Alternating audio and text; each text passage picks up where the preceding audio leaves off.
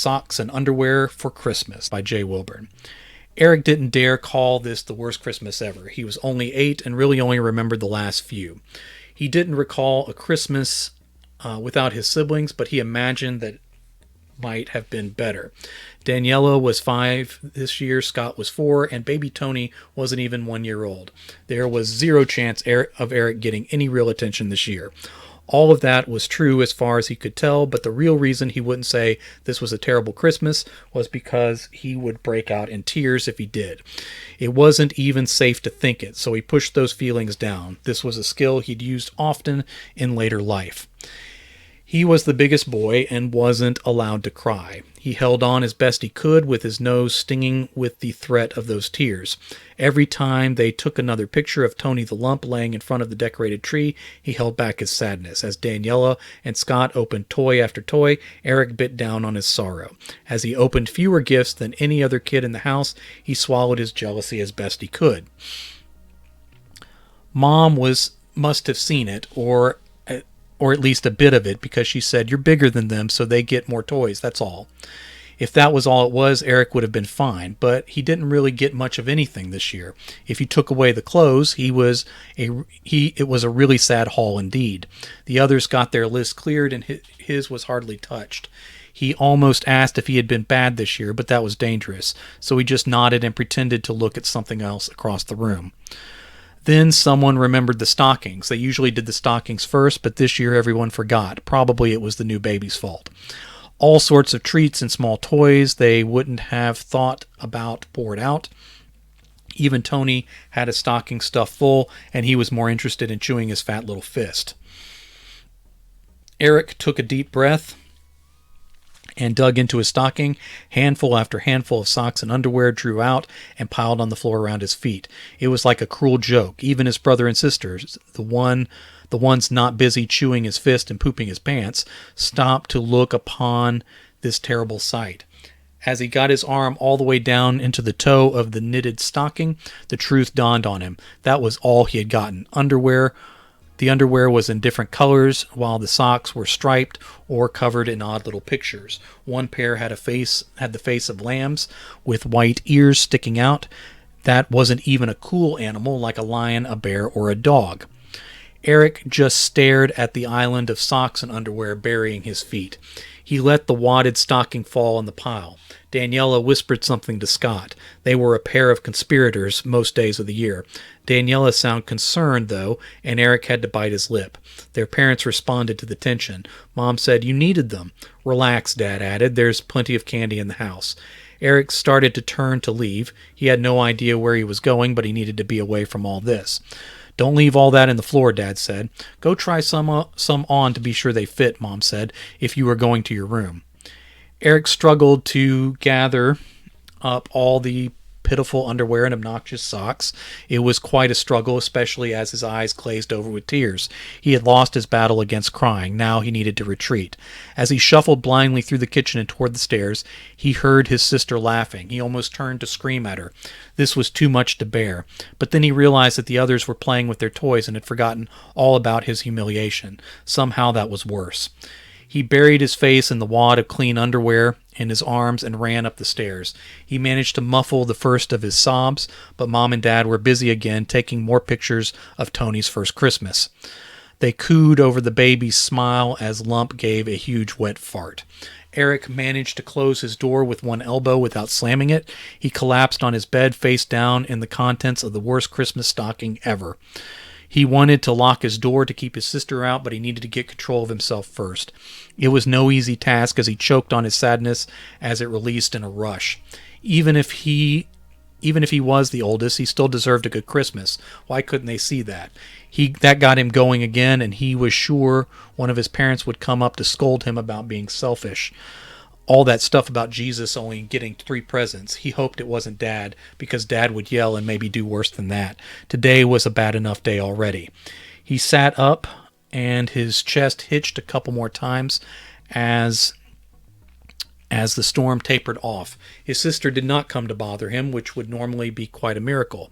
She was mean sometimes, but mostly she followed him around like a puppy, telling him every thought or thing that ever happened to her, even if he had been there to see it.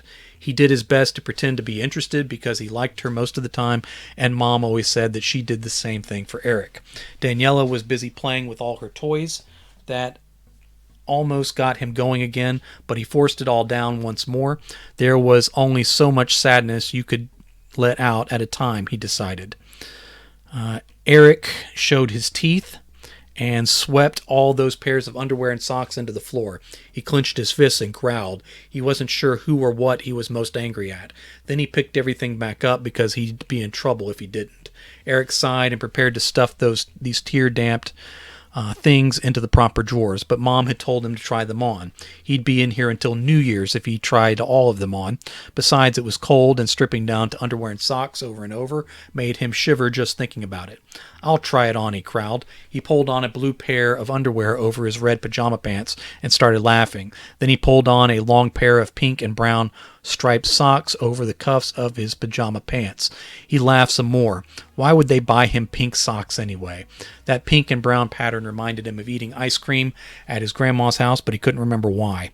He pulled on a yellow pair of undershorts and then an orange pair after that. He pulled on more socks to cover the pink ones. He buried those lambs' faces under more and more socks. After that, he paused. "I'll try on all of them," Eric giggled. It started to get tight. His toes tingled and his belly felt pinched, along with other parts, but he managed to put on every single pair of underwear and socks at the same time. He wished he had a mirror in his room, but as he stood up with great effort, his feet looked like astronaut boots, and his underwear stack made him look like he was wearing one of Tony's full diapers. If he ignored the pinching and the full diaper look, he could almost imagine himself as a superhero. He lifted his closed fists into the air and declared, "I have the power of all the underwear in the world." That sounded to him more like something a supervillain would say. He started to bend over with laughing, but the tight underwear took his breath. Oh, I had a typo. Goodness gracious. Took his breath.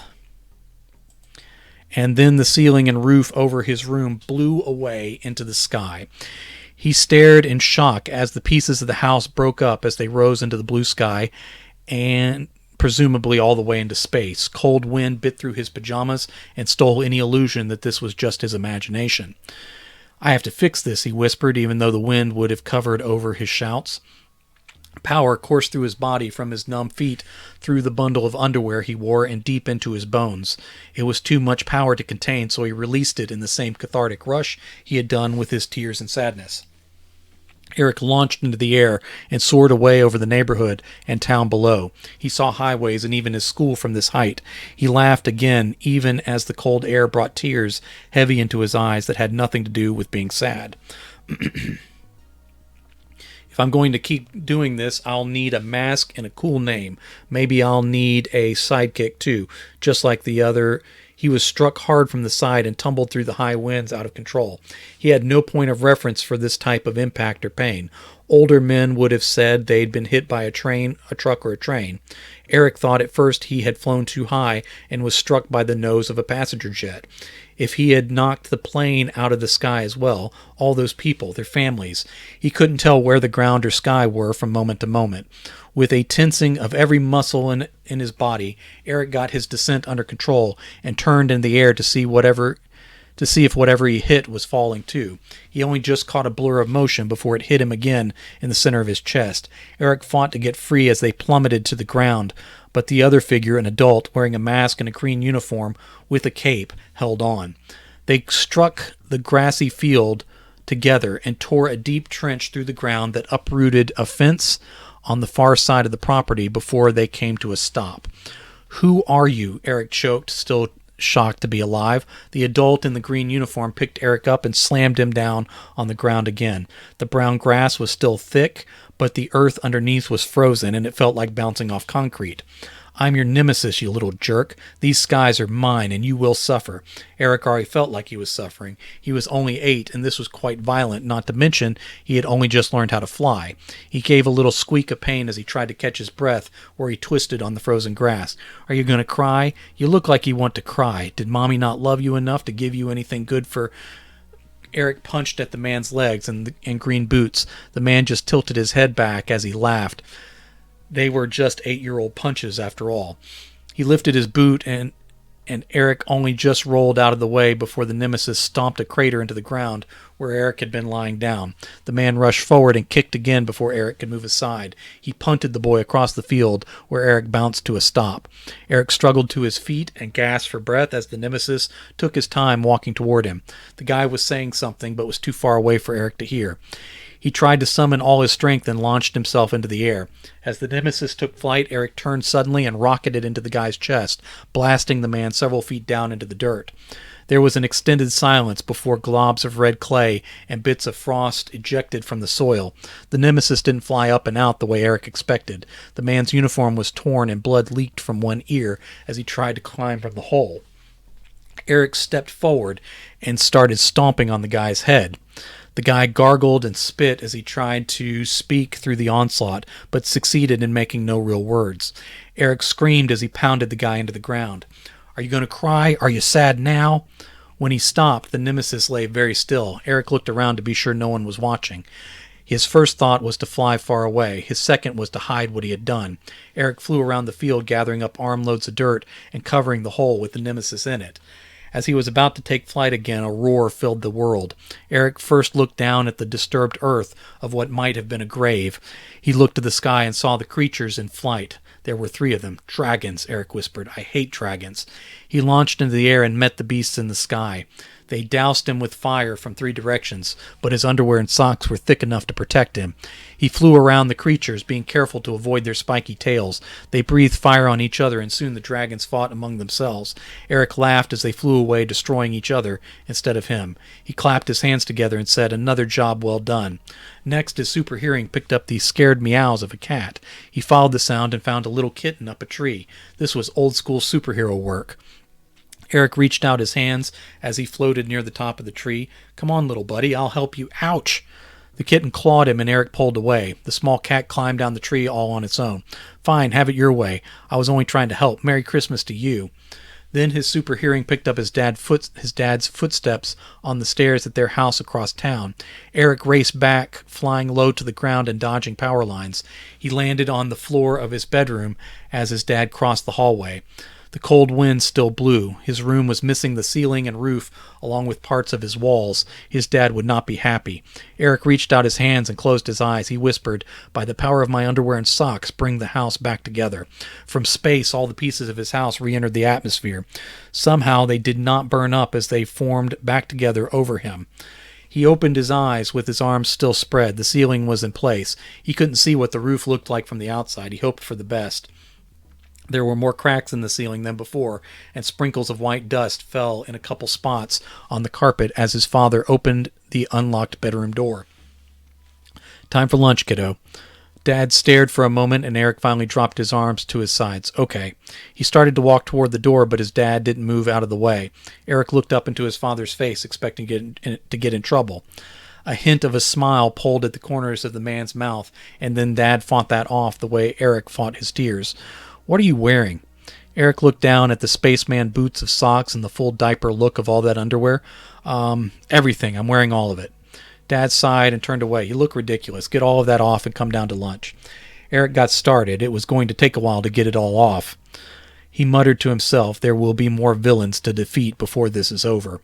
A piece of ceiling fell and hit him in the back of the head. Eric brushed the debris aside and went on with removing all those socks.